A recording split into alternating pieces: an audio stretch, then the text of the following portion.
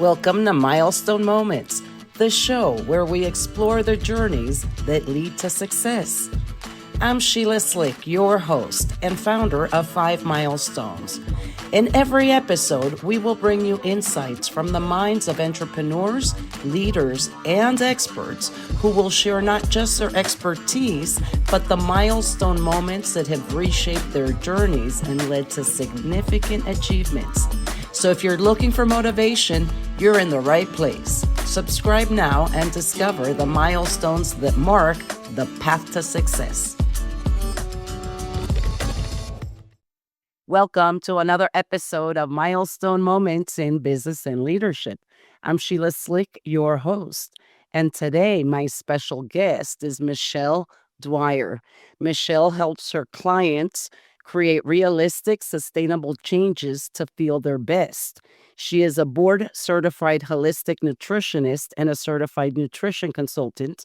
She holds a Master of Science in Health and Nutrition Education from Hawthorne University and is a trained hormone cure coach, recognized as a top health coach by Coach Foundation.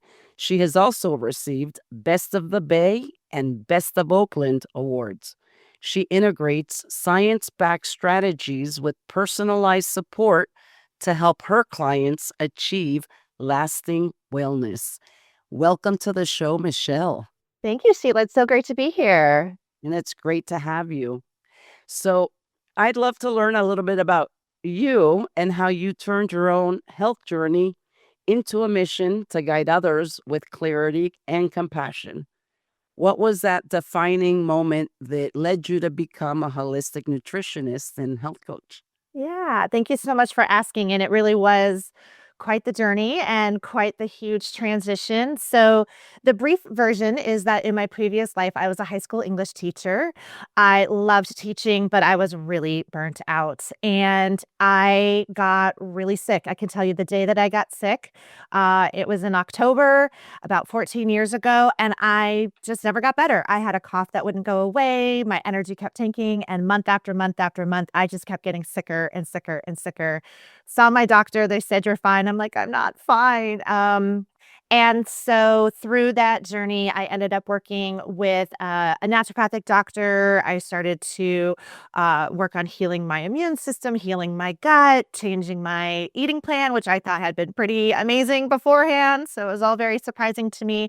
And slowly but surely, I started to feel better. And I talked about like this idea of the phoenix rising from the ashes. I mean, it's really how I felt. And what turned out to be my last first day of school, I didn't know it at the time.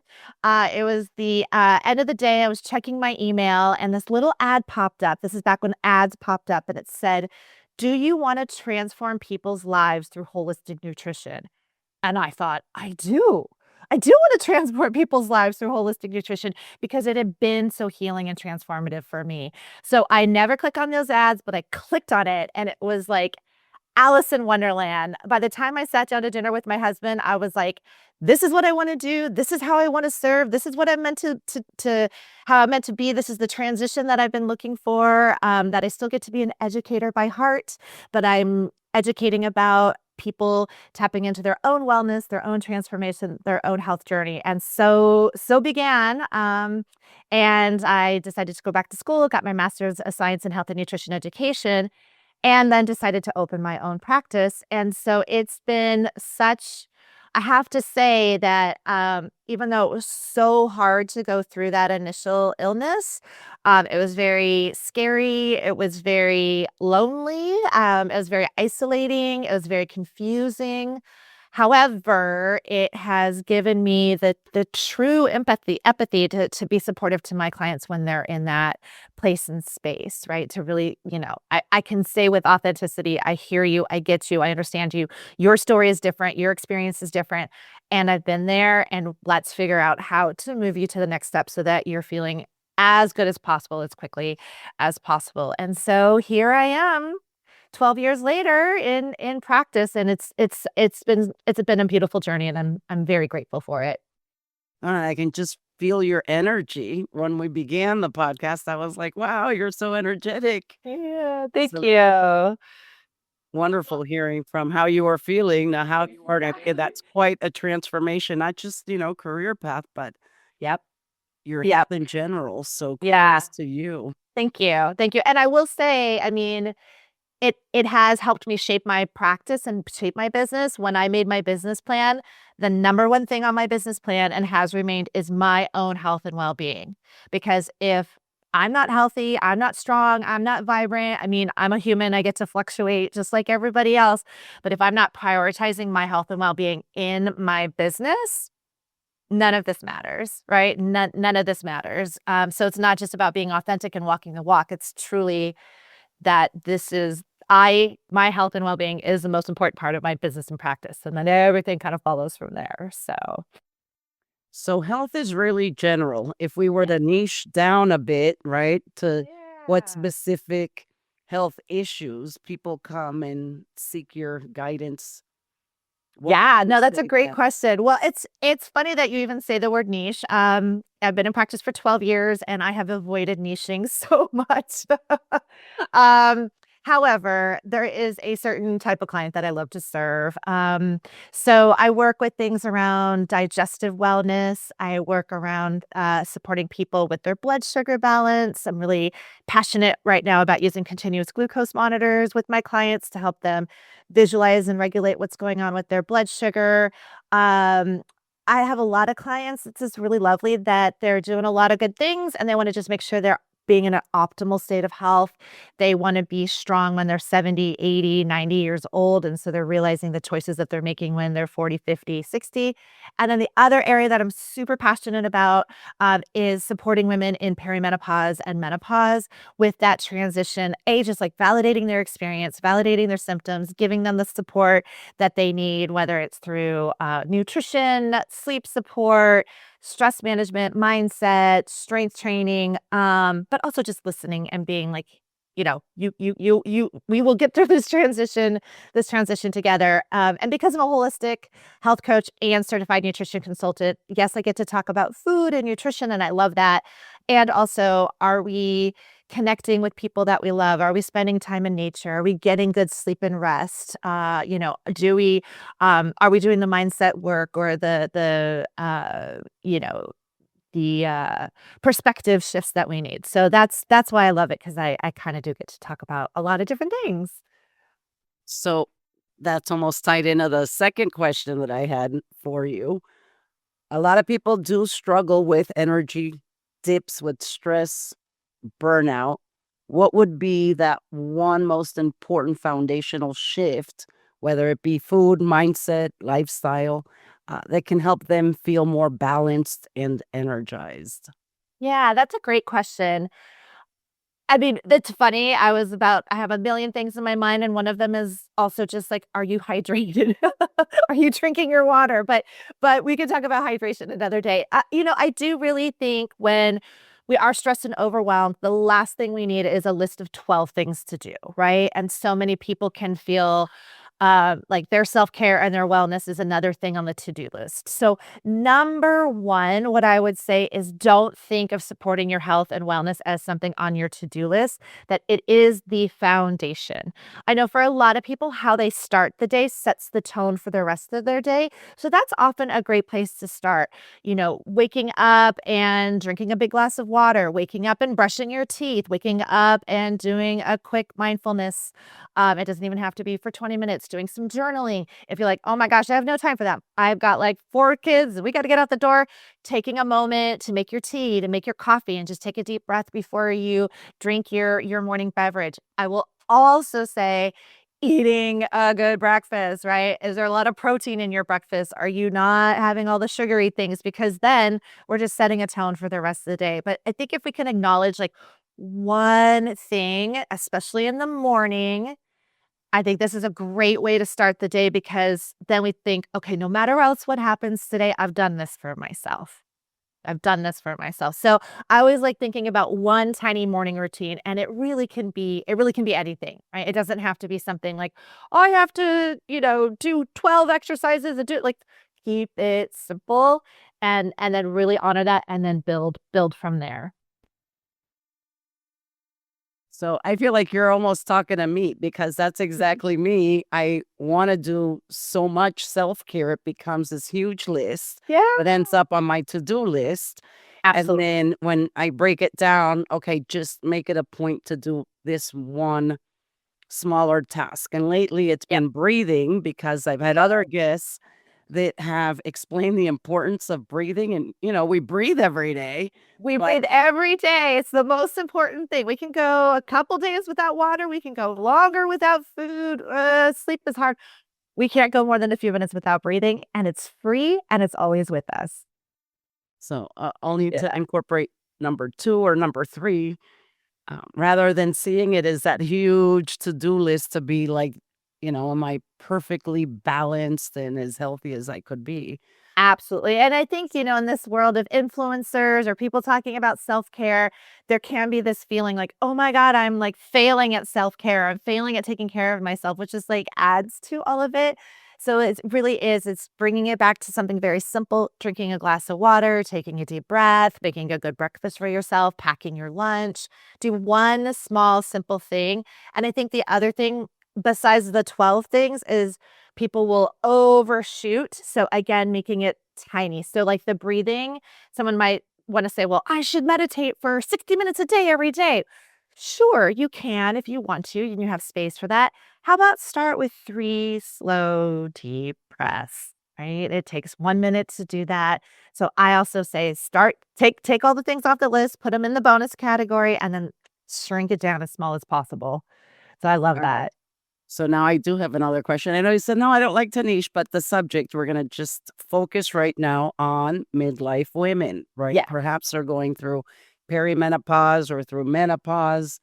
Would Mhm. any of that change? Like, would breathing still be optimal, or is there a specific change that could help with this stage of life? Yeah, I mean, I really love supporting midlife women, and I will say this is a big part of my own milestone. I'm 51, I'm in perimenopause, I call it late stage perimenopause, like, I'm in the chaotic stage, and I'm very vocal about it. I will talk, at the grocery store about this because I wanna destigmatize, I want us to be having these conversations. I think breathing is a great place to start. I think really, like, allowing ourselves to have space to just be quiet and connected to our bodies, even if it's just for a minute, wow, it can be revolutionary, right? Especially for midlife women when if we're serving, serving, serving, going, going, going, doing, doing, doing, doing, to take just literally one moment where your only job to do is to breathe and be present with yourself. So I think there's so much even just in the power of the breath.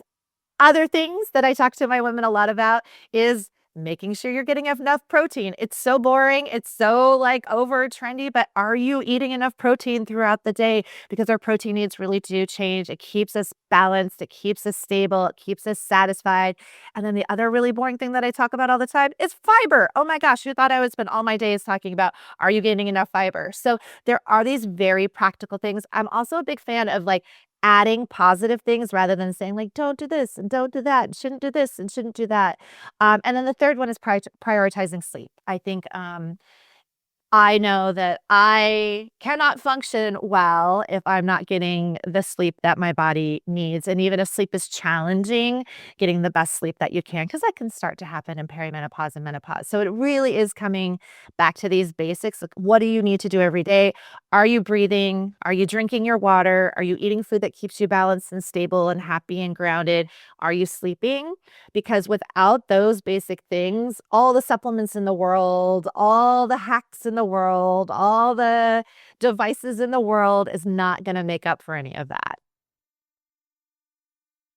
Paying attention, fiber, Fiber, protein, water, protein, and water. sleep. And then, of Mhm, course, breathing.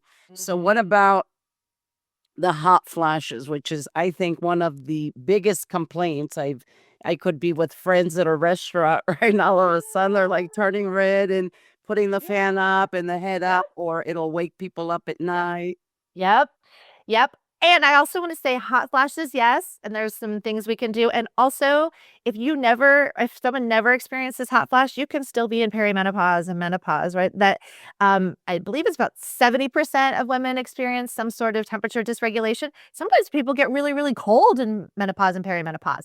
But for the hot flash, we're coming back to the breathing again. There's actually been studies done that doing slow deep breath, doing diaphragmatic breathing, actually, because your body is sort of in a, you can kind of think of it as like a flare state, right? So bringing that cortisol levels back down. A lot of women will get if they feel stressed or flustered or they're on, they have to like give a presentation, they'll kind of see that hot flash come on. Alcohol, coffee, some of those can trigger it too.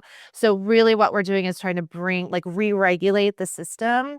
So bringing that breath back down, is in terms of like non-pharmaceutical and non supplement things, and also seeing what your triggers are.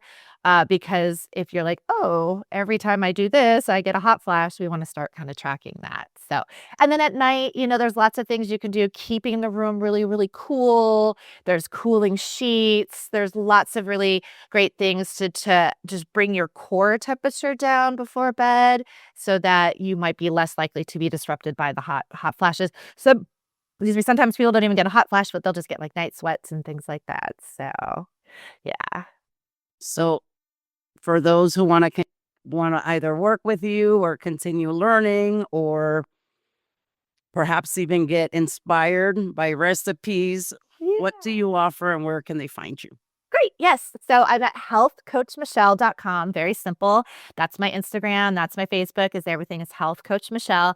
And I have a number of different ways I love to work with people. So I do one-on-one work where we can really get very personalized. It's very thoughtful in terms of timing, meeting you where you're at, going at the pace that works for you.